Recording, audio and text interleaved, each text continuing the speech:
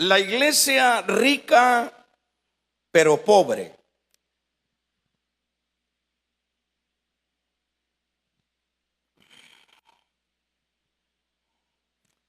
Bueno, dentro de estos versículos que hemos leído, primero tenemos que ubicarnos que el Señor, a través del apóstol Juan, es a quien está usando como instrumento para enviar una carta a cada una de las diversas iglesias que están en la región de Asia. Esto puede entenderse por donde hoy es Turquía, geográficamente, es decir, esa era la región donde estaban estas 7 iglesias, y que cuando nosotros leemos los nombres de las iglesias, como que no entendemos si es que así se llamaban las iglesias o qué. Recordemos que acá se refiere a la iglesia que está en Éfeso, es decir, era una ciudad. La iglesia que está en Esmirna era otra ciudad. La iglesia que está en Pérgamo era otra ciudad. Tiatira era otra ciudad. Sardi y Filadelfia y Laodicea, que es la que estamos leyendo acá, eran ciudades donde se habían asentado o se habían fundado estas 7 iglesias. Estas 7 iglesias siempre tienen, por supuesto, un mensaje, y de alguna manera ese mensaje podemos verlo o entenderlo como los periodos de la iglesia del Señor. La iglesia del Señor a estas alturas,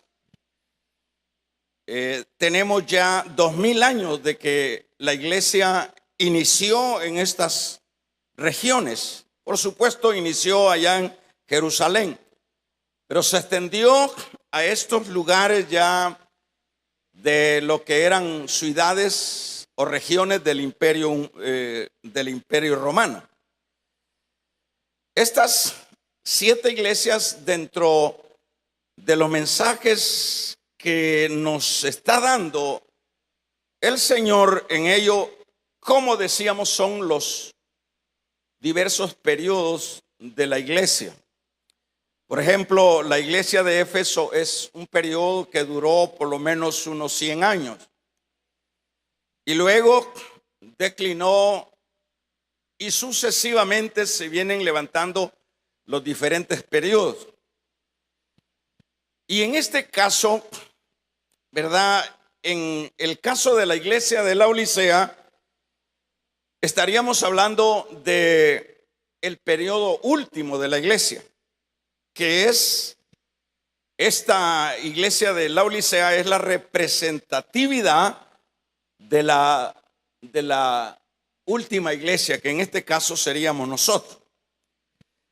Bueno, aclarado estos detalles, en primer lugar, las iglesias, hermanos, eran iglesias que, bueno, presumían de su espiritualidad.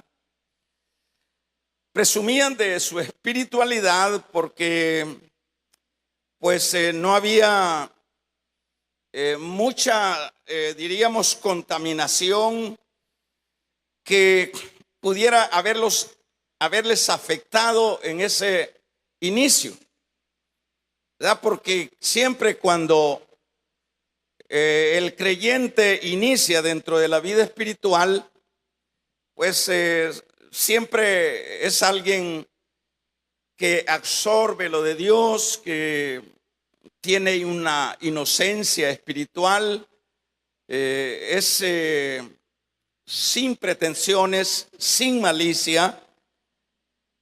Y eso es bastante conocido, que las cosas así son. Estas iglesias, por ejemplo, a estas alturas estaríamos hablando de que oscilaban de haberse fundado unos 25 o 30 años. Eran iglesias totalmente jóvenes. Pero a estas alturas, como decíamos, ellas podrían, cada una de las iglesias desde Éfeso, ¿verdad? Y luego lo que es Esmirna, Pérgamo, Tiatira, Sardis, Filadelfia y la Odisea, todas estas, ellas trataban, o estos grupos cristianos estaban muy conscientes que ellos disfrutaban de un nivel espiritual significativo, ¿verdad? Porque eso es lo que por lo general siempre hay dentro del corazón de cada uno en lo particular, y por supuesto de un ministerio, de una iglesia. Siempre tratamos la manera o pensamos que estamos en buenas condiciones espirituales. Pensamos que somos personas que hemos llegado a escalar niveles importantes dentro de lo que es lo de Dios. Por ejemplo, muchas veces presumimos de conocer la doctrina. Presumimos de ser personas que tenemos los dones de Dios o los del Espíritu Santo. Presumimos que somos personas que diezmamos, que ofrendamos y que nos congregamos, y qué diríamos, todo lo que pudiéramos ir viendo que son normalmente las prácticas de la iglesia y de los que pertenecemos a la iglesia. Somos personas que estamos siempre dentro de ese pensar y decimos, estamos bien con Dios. Por ejemplo, esa era la situación de la iglesia de la Odisea, ¿verdad? La iglesia de la Odisea, en este caso, pensaba de esa manera, y también las demás iglesias. Y en este caso, como decíamos, la iglesia de la Odisea representa la última iglesia, que es el tiempo nuestro. Y vamos a ver eso más adelante.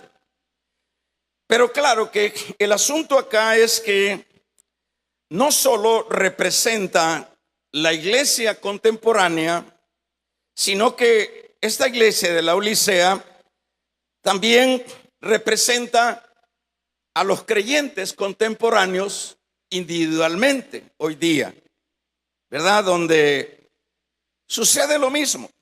Venimos nosotros, por ejemplo, si usted me pregunta a mí, voy a empezar con mi persona.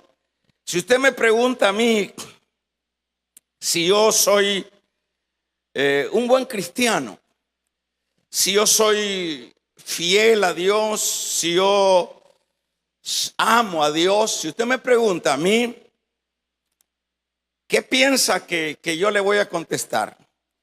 Lo que de hecho voy a contestar es que de hecho yo soy esa persona fiel, yo soy esa persona que amo a Dios, yo soy esa persona que temo a Dios. Esa va a ser mi contestación a su pregunta, ¿verdad? Igual, si yo le pregunto a usted, diría lo mismo. Porque si yo le digo, hermano, ¿cómo está su vida espiritual? ¿Cuál es su nivel espiritual? ¿Dónde ha podido, cómo ha escalado en la vida espiritual? bueno, usted va a sacar su repertorio de avances y va a decir inocencia espiritual. Usted entonces va a expresar todo lo que usted piensa o yo pienso, ¿verdad? Ninguno de nosotros va a decir, mire hermano, la verdad yo pues ando mal. Serán escasas personas cristianas que serán tan sinceras que dirán eso. La generalidad siempre decimos estar en buenas condiciones. Es más, cuando alguien ha descendido, como decimos nosotros comúnmente, ha caído del evangelio, esas personas, cuando uno les invita a volver otra vez a la vida espiritual, se ofenden. Ellos dicen, no, si yo estoy a veces mejor que usted, ¿por qué tengo que ir a la iglesia si yo tengo una relación muy especial con Dios? Usted piensa que yo ando mal, pero probablemente ando mejor que usted. Siempre esas van a ser las respuestas que vamos a tener, tanto de uno que ha descendido como de muchos que estamos dentro de los conglomerados cristianos. En este caso, hermanos, vamos a ver, entonces todos en general nos consideramos personas que damos la medida. Todos, ¿verdad? Todos. Si yo me voy con cada uno de los hermanos, le pregunto al hermano Teo, digo, hermano, ¿usted me va a decir? No, claro que sí. Yo le pregunto al otro hermano, y por eso empecé poniéndome a mi persona como ejemplo. Siempre vamos a decir, ¿verdad? Claro que sí, hermano, yo tengo dones. Claro que sí, ya estoy predicando, le diría yo. Claro que sí, estoy dando mi diezmo, estoy consagrándome constantemente y por hecho, ¿verdad? Estoy en buenas condiciones con Dios. Esas son siempre las respuestas. Pero lo que vemos acá, hermanos, es que aunque como iglesia o como creyentes podamos nosotros decir lo que creemos que es lo más prudente decir, dicho de otra manera, no dar el brazo a torcer. Sin embargo, vamos a ver que delante de los ojos de Dios es otra cosa. Delante de los ojos de Dios, realmente si no podríamos, diríamos como camuflajearnos, no podríamos como pretendió Adán y Eva, porque Adán y Eva pretendieron ellos primeramente vestirse con hojas de higuera. Pero cuando apareció el Señor, bueno, ellos tuvieron temor y el temor los llevó a cubrirse, tuvieron vergüenza. Pero lo que quiero decir es que aun cuando ellos habían echado mano a cubrirse de la manera que ellos pensaban que podían estar, diríamos, cubiertos, delante de los ojos del Señor no. El Señor los descubrió, el Señor les hizo ver el estado en el que estaban. Y eso es lo que nosotros vemos acá con respecto a esta iglesia, como decíamos, y como también a creyentes en lo muy personal o particular, ¿verdad? Nosotros pensamos que estamos en las mejores condiciones.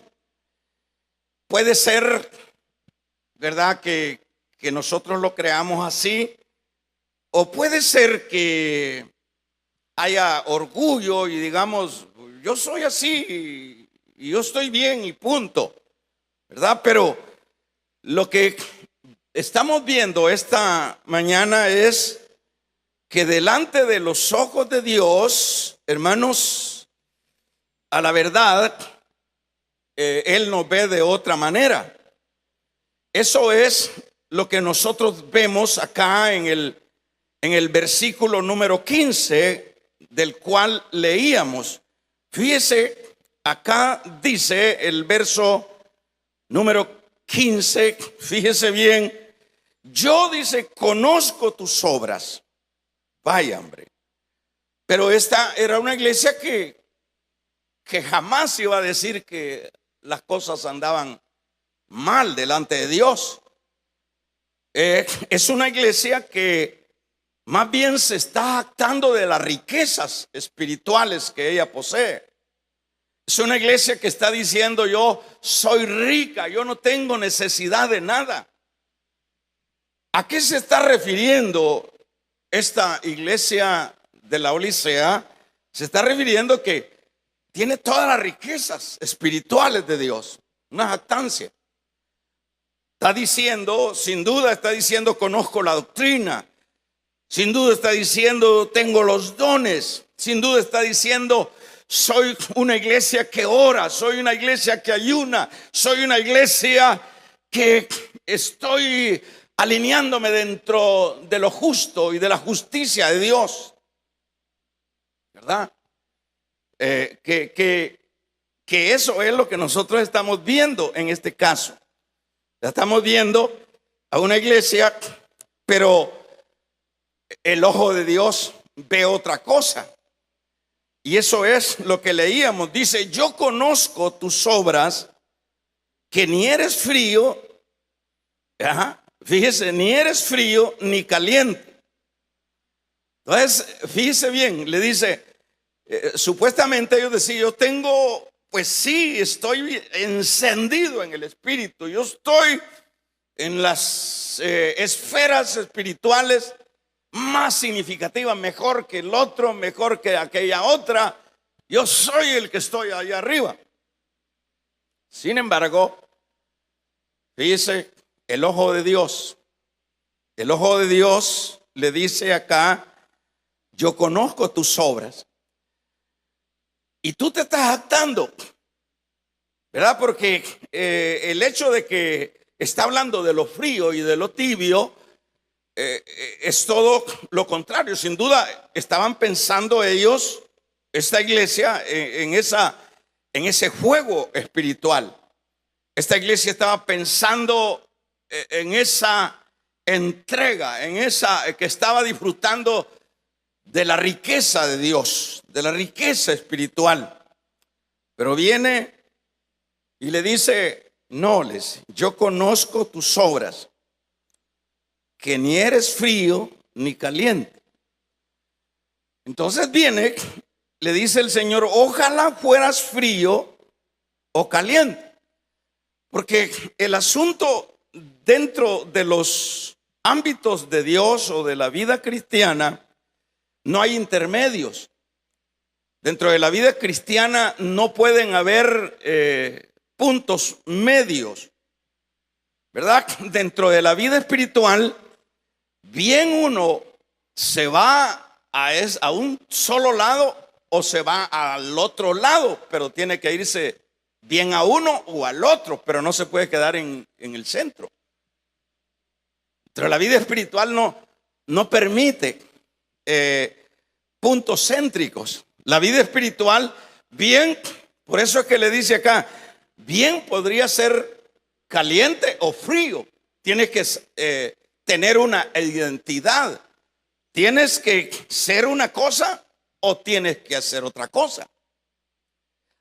Fíjese bien, no perdamos el hilo, que aquí es un diálogo con la iglesia que decía ser rica, con la iglesia de la Odisea que decía que no necesitaba de nada, que ellos tenían la mejor teología, que ellos tenían la verdad, que ellos tenían el Espíritu Santo y que ellos, nadie se le podía comparar a ellos. Pero qué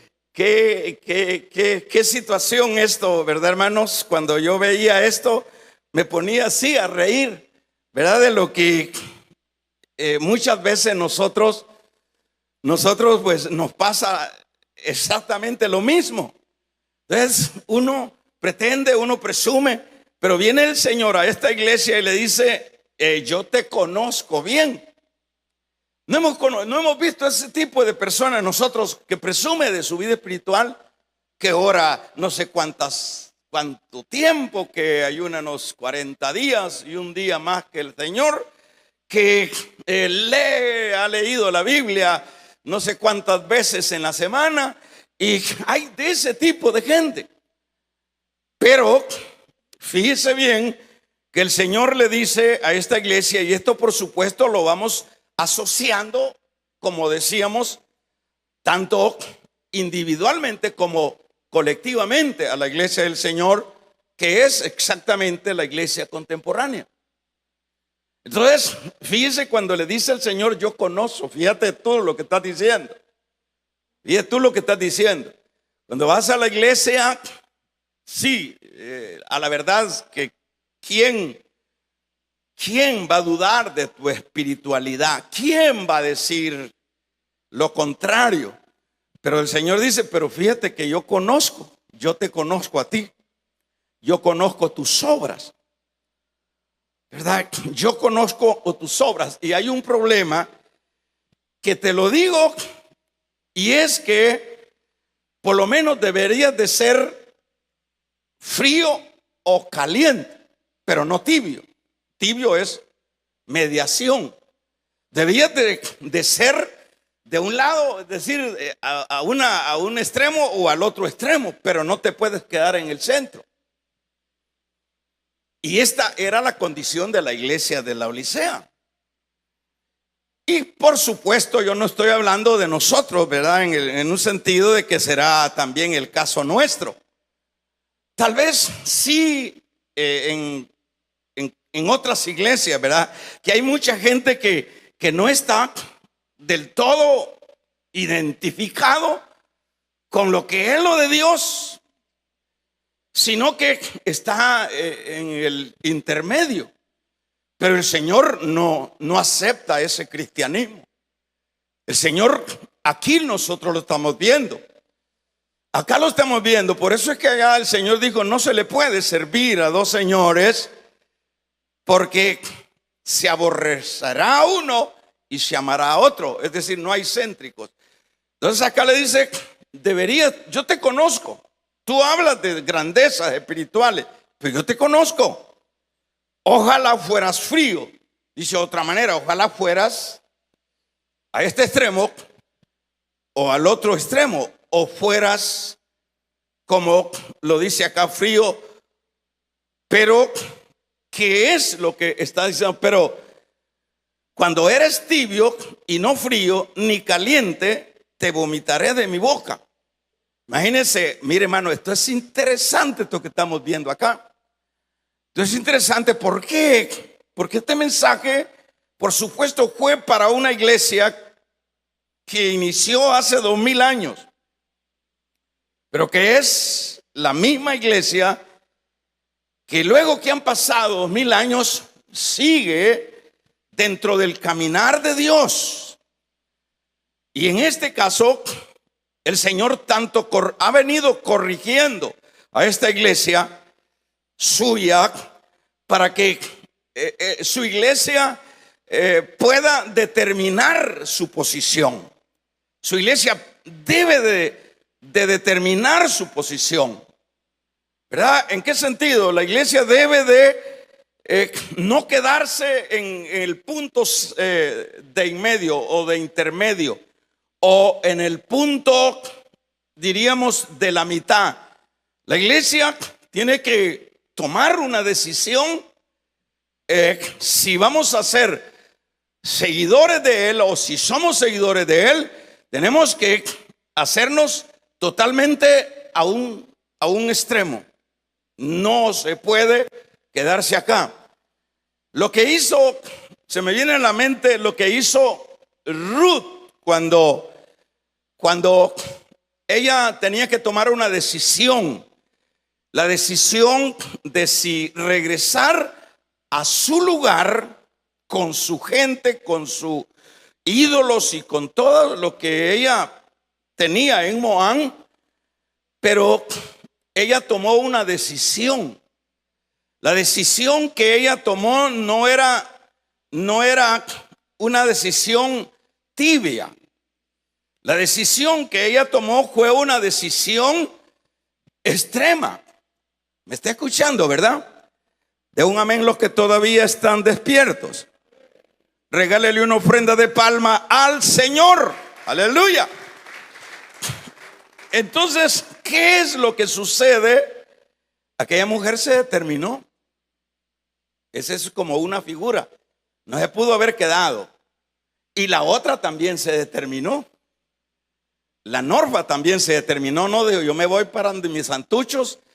Y vos le dijo, no, yo me voy con ella. Porque el Dios de ella es el que yo creo que es el verdadero Dios. Entonces, dentro de la vida espiritual, señores, no hay puntos céntricos. El que tenga, dice al final del versículo, ¿qué dice? ¿Qué dice? ¿Qué dice, hermano Toño? El que tenga oigos, el que tenga oídos, oiga lo que el Espíritu dice a las iglesias. ¿Verdad? Entonces viene el Señor y le dice, ojalá fueses frío, pero por cuanto no eres tibio, es decir, eres medio cristiano. Así de sencillo. Medio cristiano. ¿Y usted cree que los medios cristianos nos vamos a ir al cielo, hermano? ¿Qué piensa usted? Claro que sí, si yo oro bastante, si yo ayuno, si yo diezmo, si yo vengo a la iglesia, si yo soy amigo del pastor, yo soy amigo del coordinador, yo soy... ¿Qué? No, el punto aquí no es que seamos amigos de fulano, de mengano.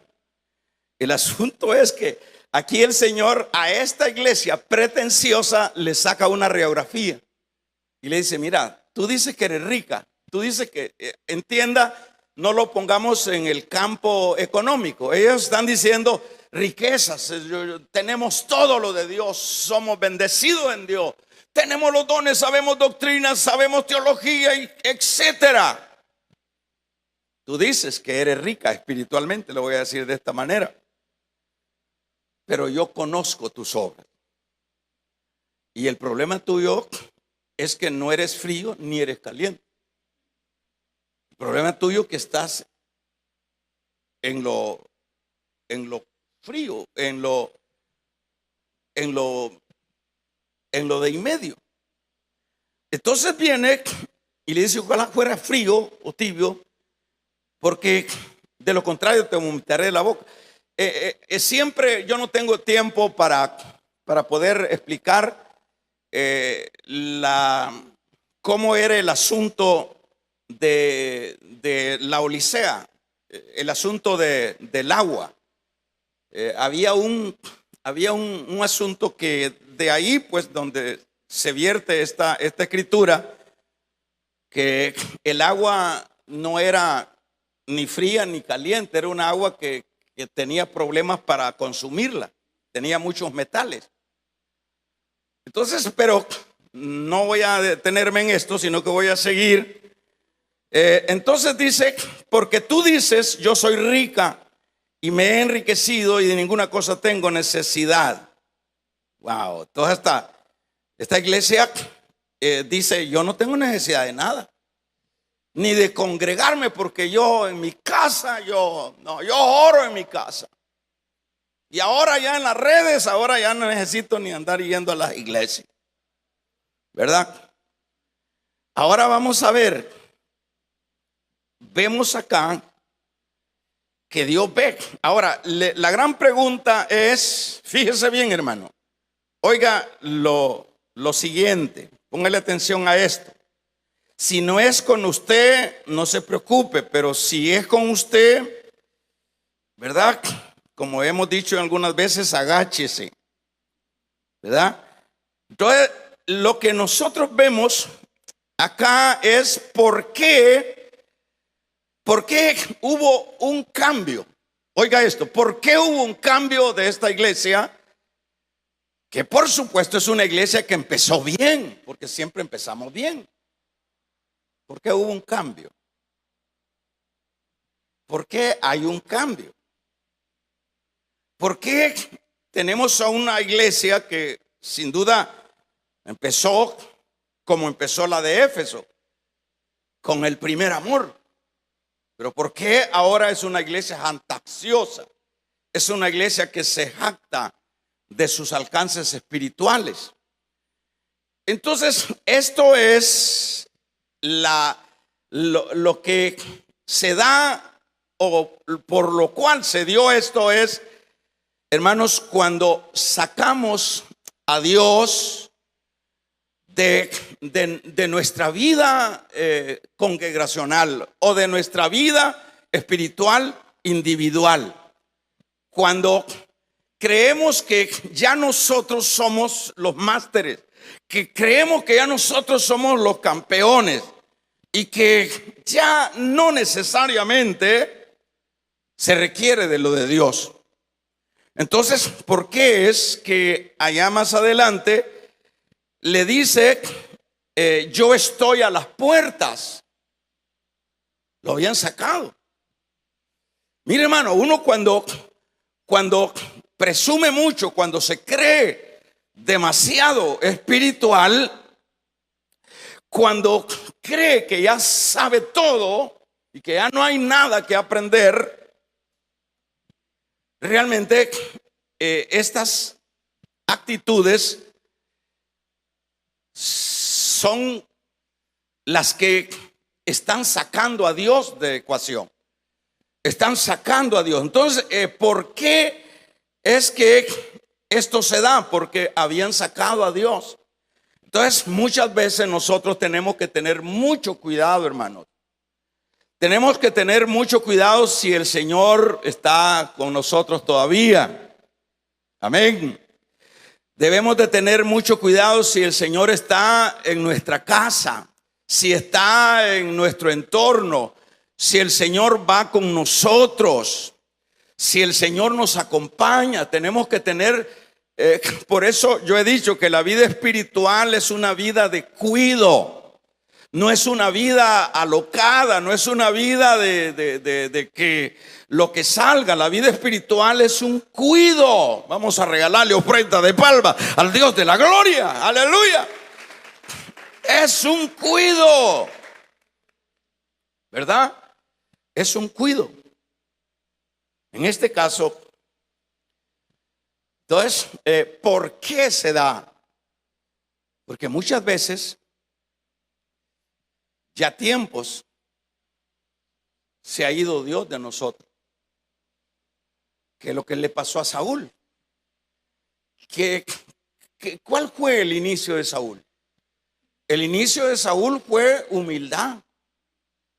El inicio de Saúl era esa actitud humilde de ese hombre.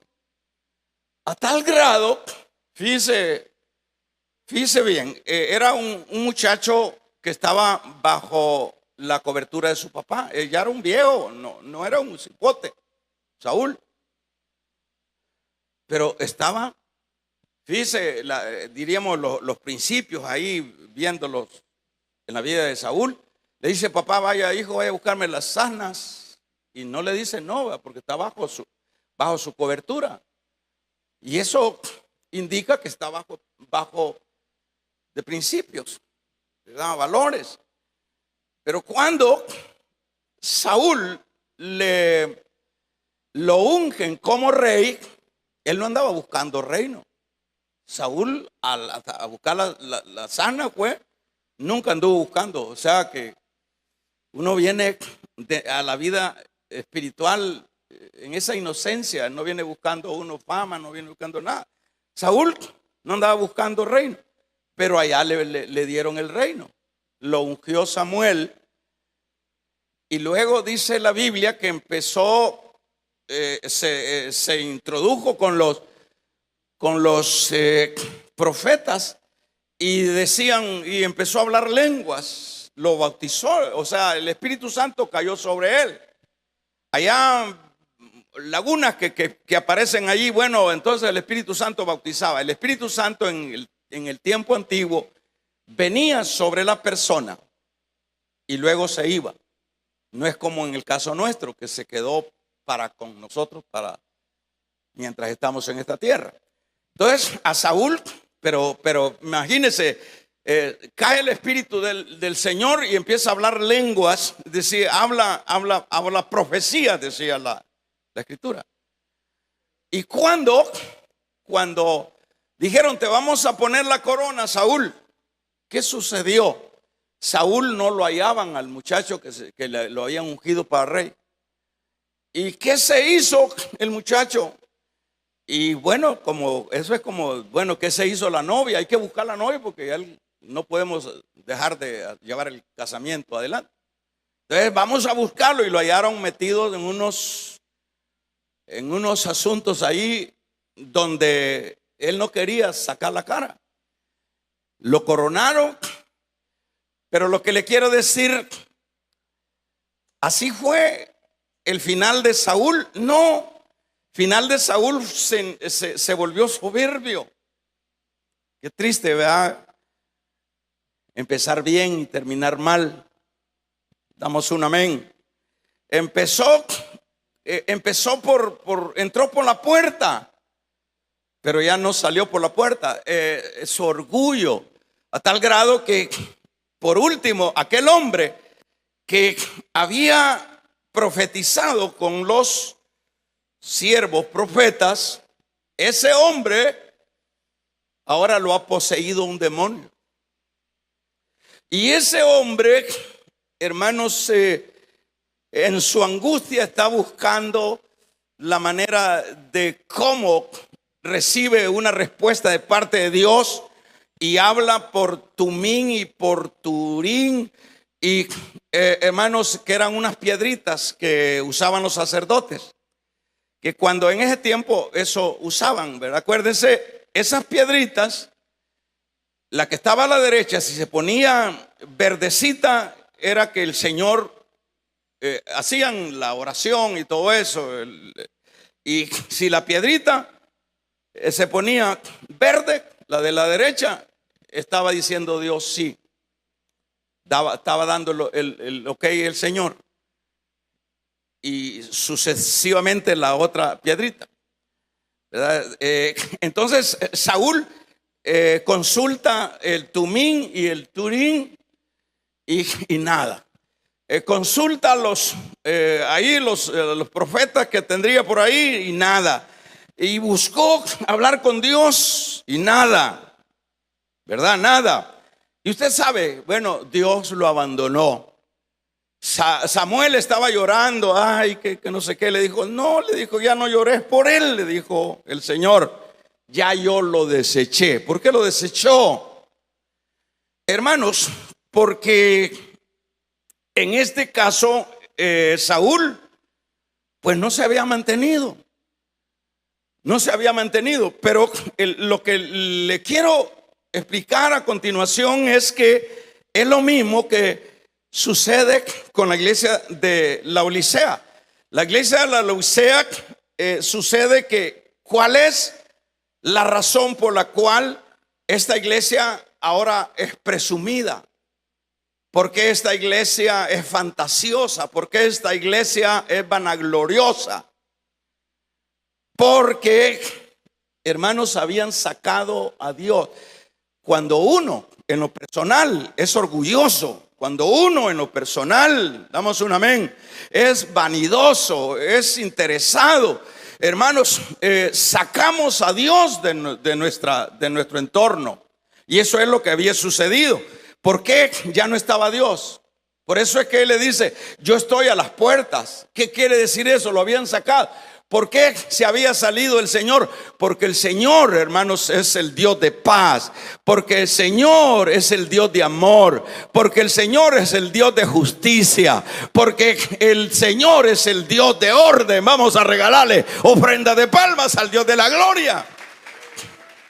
Entonces, las actitudes sacan a Dios. Entonces acá, ahora viene viene lo siguiente. Por eso examines de cada quien. Por eso es decir que la vida espiritual es un asunto de cuidado. Es como una plantita. Si usted no le echa agua, se le seca. Si usted no cuida los gusanos, se la comen. Así es la vida espiritual. La vida espiritual no es venir un domingo y sentarse en la iglesia, en una silla y agarrar. Y allá en la casa, allá todo está patas arriba espiritualmente. Aunque las otras cositas estén así patas arriba, no le hacen. Pero espiritualmente todo está patas arriba. Vamos a regalarle ofrenda de palmas al Dios de la gloria. Aleluya. Entonces las cosas están mal. Ahora, ¿qué sucede cuando alguien nos dice, hermanos, que las cosas están mal?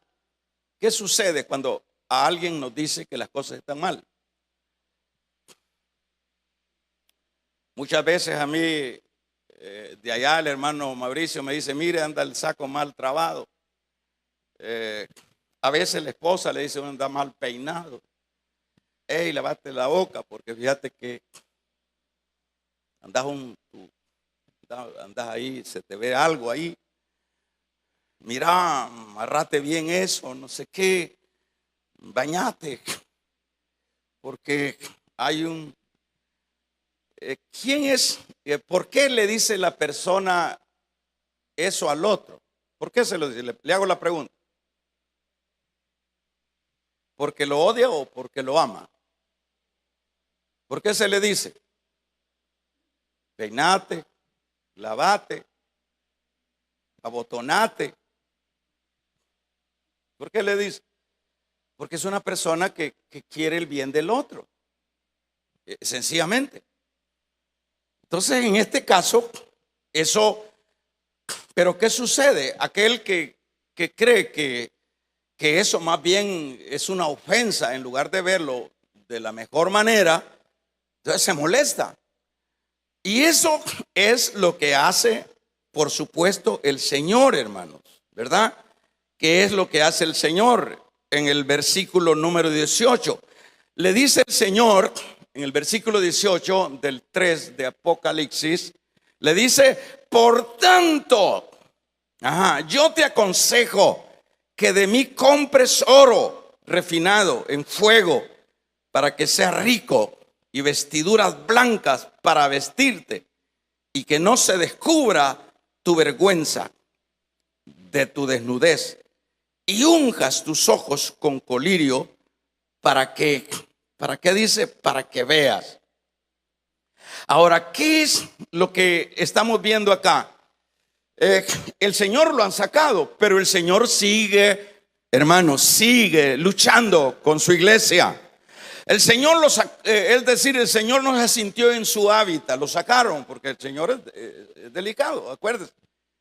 Por ejemplo, cuando hemos estudiado las características del Espíritu Santo, hemos hablado de que el Espíritu Santo tiene la figura de lo que es una paloma. Cuando bajó, ¿qué significa? La paloma es sensible. La paloma es saciada. No es como el cuervo, ¿verdad?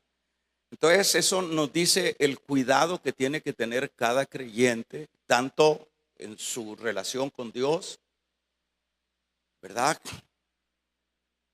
Familiarmente, socialmente, individualmente. ¿Por qué? Porque en este caso aquí han sacado al Señor, o Él se ha salido porque no le haya a Él ahí ese ambiente, no le haya de malas palabras, de lo que menos se habla en ese lugar es de lo de Él. Yo lo he dicho en otras oportunidades, ¿por qué el Señor, en lugar de irse para una aldea, cuando Él venía de Galilea, se iba a la aldea de Betania? ¿Por qué no se quedaba en Jerusalén, ahí en la casa de Caifás? Porque esa gente hablaba de Dios, pero no tenía nada de Dios. ¿Por qué se iba para Betania? Porque ahí sí él se sentía cómodo.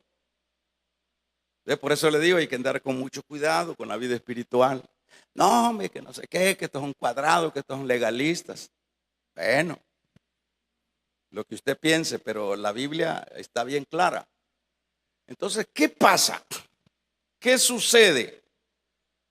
Vamos a ver, dice, por tanto, aquí viene ya el consejo del Señor para esa iglesia que Él ama y que ella lo ha sacado. Le dice, por tanto, yo te aconsejo, ahí viene el consejo del que ama al otro. Diríamos que te peines, que te laves. ¿Por qué le dice el Señor a esta iglesia esto? Por tanto, yo te aconsejo que de mí compres oro refinado en juego para que seas rico y vestiduras blancas para vestirte. O sea que mientras aquellos decían que estaban en la cúspide espiritual, el ojo del Señor los ve desnudos. Imagínense qué terrible, ¿va? Uno predicando y hablando cosas grandes y todo, y Dios lo ve todo desnudo a uno espiritualmente. Por eso hay que tener mucho cuidado. Sigamos leyendo para que compres vestiduras. El Señor lo ve con vestiduras sucias, blancas, para vestirte y que no se vea tu desnudez, tu vergüenza de tu desnudez, y unja tus ojos con aceite. En esta ciudad había una fábrica de aceite de colirio para los ojos. Entonces aquí le dice, usa aceite. Amén. Ahora, vamos a ver. Entonces, hermano, para ir finalizando, no pensemos que los logros externos de la vida espiritual es lo que nos hace ricos. Lo que nos hace ricos son las riquezas espirituales de la gracia. Eso es lo que nos hace ricos. Que se oiga un amén. Ahora, Dios es el que tiene esas riquezas espirituales que satisfacen la vida, ¿verdad? Dios es el que tiene para nosotros las riquezas espirituales. No, nosotros si recibimos su gracia, si recibimos su amor, si recibimos su favor, hermanos, todo eso es la riqueza de la gracia, ¿verdad? Esas riquezas de la gracia las podemos disfrutar como iglesia, pero con el cuidado de no jactarnos, con el cuidado de no vanagloriarnos. Amén. Entonces, esas son las riquezas que están para que las disfrutemos como iglesia, ¿verdad? Y no la jactancia, y no lo que yo creo que tengo la verdad absoluta, como dicen algunos. Mi teología es la que pega con la de Dios. Bueno, esto lleva al creyente, hermanos, por supuesto, a la misericordia del Espíritu Santo. Entonces viene el Señor y le dice, arrepiéntete. Aquí viene una sentencia. Si no vendré, ¿qué es lo que le sigue diciendo? Veamos. Yo reprendo y castigo a todo el que amo. Sé pues celoso y arrepiéntete. Entonces, ¿qué es lo que tenemos que hacer? Si algo de esto coincide con nosotros como creyentes, mire, el Señor nos dice la condición en la que estamos, pero también nos da una salida. ¿Cuál es la salida? Da media vuelta. Ibas bien, pero te has desviado. Dicho de otra manera, arrepiéntete, corrige. Vamos a regalarle ofrenda de palmas al Dios de la gloria. Corrige. ¿Verdad? En este caso, tenemos que dar ese paso de arrepentimiento. Vamos a ver cuando volvemos a la comunión, volver al primer amor, pues, o sea que, hermanos, volvamos. Porque media vez, ¿quién dijo el Señor? ¿Quién es los que entrarán al reino de los cielos? Los que sean como niños. Como niños. ¿Y cómo son los niños? Pues, ¿qué es lo que tenemos que hacer? Entonces, aquí hay arrepiéntete, da media vuelta. ¿Verdad? Da media vuelta. Ahora, vemos acá que cuando nosotros ya demos media vuelta, entonces vamos a tener comunión, ¿verdad? Vamos a volver a disfrutar lo que es la vida espiritual. La vida espiritual es la riqueza más grande, hermano. ¿Por qué? Porque en la vida espiritual es como lo dice la Biblia, es un río de vida, no es un lago. Dice, de su interior correrán ríos de agua viva, es decir, es algo vivo, algo vivo. La vida espiritual es algo vivo, pero eso vivo se estanca cuando nosotros no cuidamos de nuestra vida espiritual. Entonces el Señor le dice, mira, tú estás en esta condición, no estás en condiciones óptimas para que tú puedas accesar a la vida eterna. Aquí el Señor está trabajando con su iglesia, ¿verdad? No la ha dejado, sino que le dice, arrepiéntete, porque si no, le está diciendo, yo pues reprendo y castigo a todos los que amo. Sé pues celoso y arrepiéntete. He aquí, yo estoy a las puertas. Dice, aquí estoy tocando. Aquí estoy tocando. Esta mañana nos está tocando. Puede ser el pastor que se ha hecho orgulloso, puede ser el pastor que se ha hecho vanaglorioso y me está diciendo a mí, aquí estoy a la puerta, aquí estoy a la par tuya. ¿Ya? Aquí estoy, para que no vaya a pensar usted que para usted. Aquí estoy a las puertas. Entonces lo había sacado. ¿Qué sacó al Señor? El orgullo, la vanagloria, las pretensiones. Pero aquí estoy. Ajá. Y él dice, luego le dice, aquí estoy a las puertas. Si me abres, dice, Dios pidiendo que le abra. ¿Acaso Dios no puede derribar? ¿No se recuerda ya cuando él entraba allá, estaban los discípulos, ¡fum!, las paredes las traspasaba? Y le dice, si me abres, yo entraré y cenaré contigo y tú conmigo. Si me abres. ¿Qué es lo que tenemos que hacer nosotros? ¿Qué es lo que tiene que hacer la iglesia de la Odisea, que es exactamente la iglesia contemporánea, que somos nosotros? ¿Qué tenemos que hacerlo?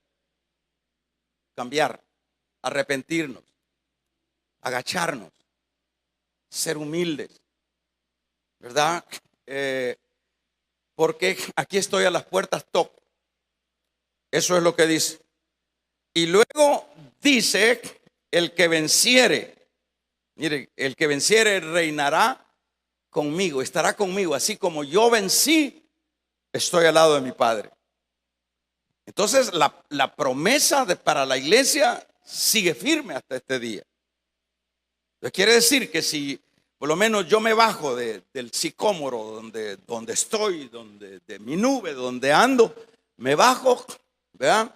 Y yo digo, la verdad es cierto, esto es conmigo, esto no es con hace 2000 años, esto es para mí esto.